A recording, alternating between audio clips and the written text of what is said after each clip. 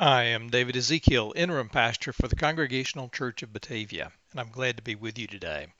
We continue our study of our biblical ancestors by examining the life of King Saul. When reading our text today, we always feel a little sorry for Saul, and sympathy is not an emotion often thrown his way.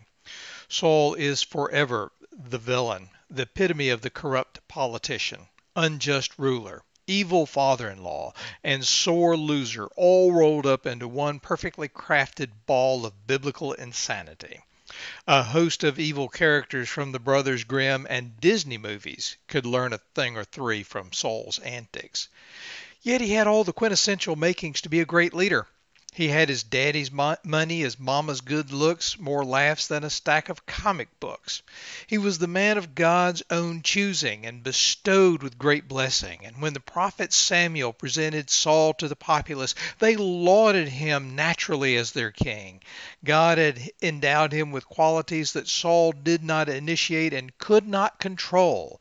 Inherently gifted, Saul had everything going for him from the very beginning, yet he failed to live up to his potential.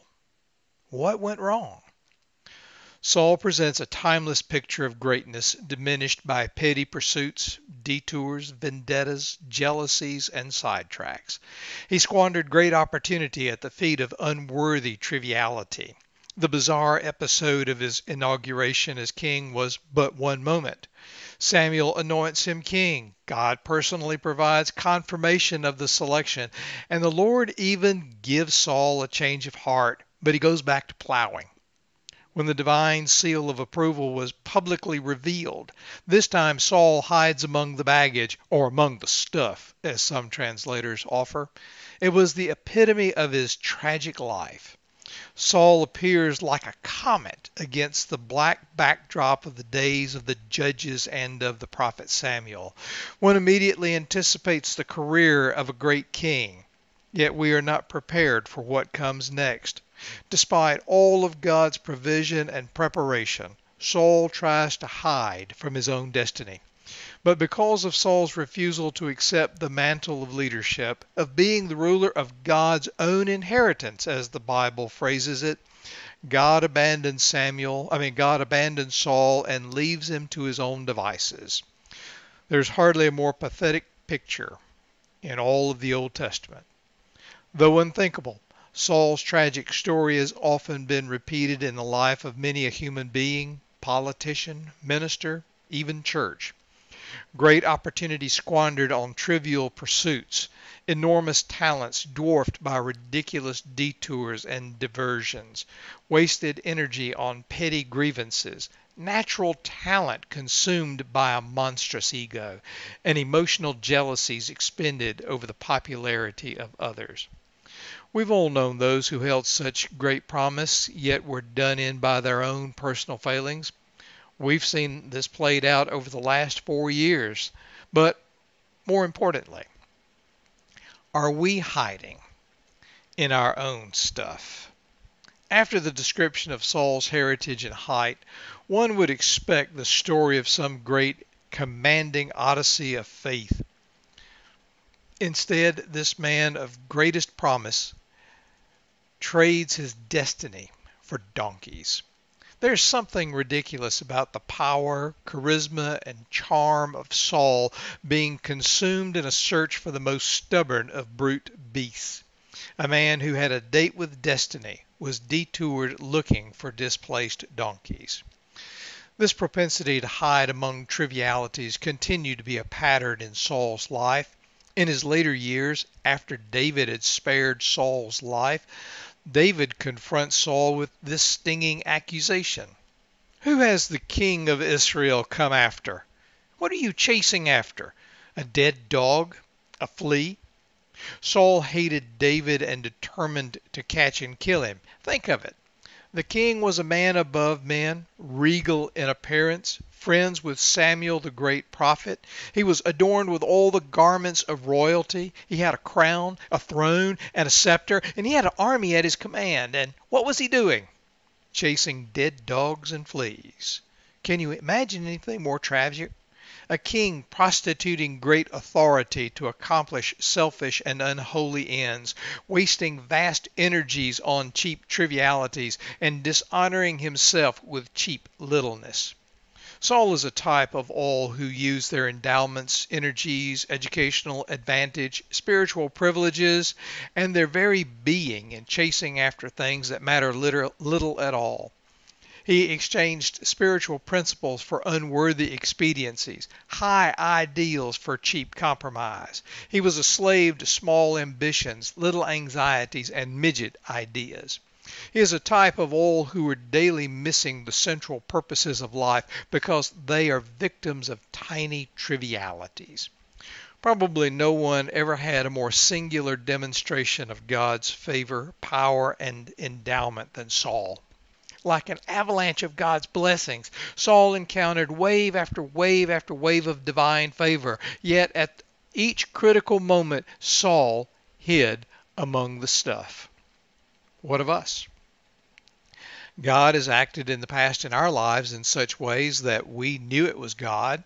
It could not have been an accident, random chance, or impersonal fate. Do you ever think about such moments in your life? Do you ever recall the interventions of God that demonstrated to you in your life that God is God and that the Holy One is actually involved in your life? And yet, do you still hide amidst the stuff?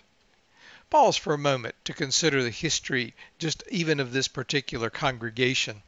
Just look at what God did with a group of largely rural, mostly poor, on average uneducated people who mainly were of no wealth, power, or influence. That little group that met at this time in 1835 to form the Congregational Church of Batavia believed that they were blessed by God, felt God's leadership, and began living into the highest of motives and God's calling by denouncing the great issue of human trafficking and enslavement. And then ponder what God did with that little band of individuals over the next several generations. And the work is not finished. God blessed this congregation beyond any prediction, explanation, or expectation. Yet, after 185 years, are we still hiding in the stuff? When God calls us, the answer is never true or false, but rather yes or no. We are not here to take a test about our heritage and answer whether it is true or false that God has blessed us. We are here to answer yes or no to the call of God to our future and not hide in the stuff. We find Saul, this man of great promise, hiding in the stuff. He is ducking destiny by hiding among people's baggage. This is a tragedy of epochal proportions, but there could be a greater tragedy, and that would be for those of us who are so blessed to hide in our own personal stuff. We can never rest on our blessed assurances, but we must press forward and claim the promises of God that are before us. We cannot hide in the stuff of the past. The world as we once knew it is gone. We have no choice in that. We now live and minister in a world encountering great challenges: racism, the legacy of white privilege, economic disparity, displacement, despair, a devastating pandemic, the resurgence of nationalism and fascism, white supremacy, the abuse of political power.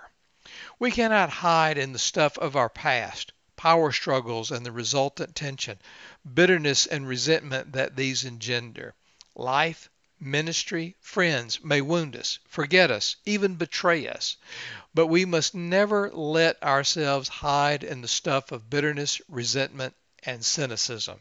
It will be a canker in our souls and cause us to fail to be what God put us here to be and to become. It's time for us to move past these struggles, to truly engage our culture with the transforming message of the gospel of God's love and acceptance. That is our destiny. There came a moment when Saul had to stand, and when he stood out among the stuff.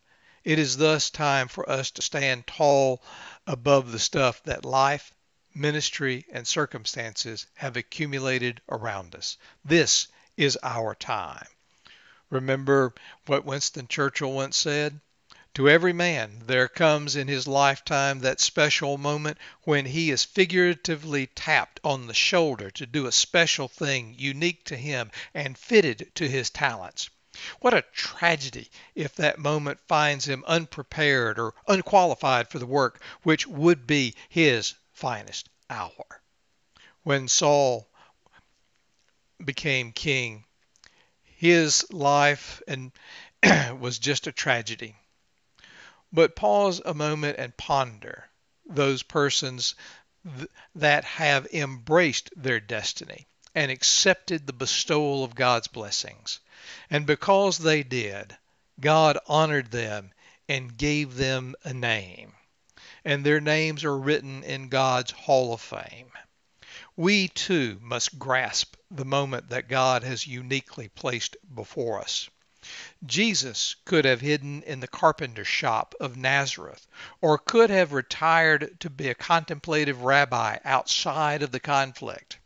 He could have refused the bitter cup before him, but he knew he must go to Jerusalem and be crucified.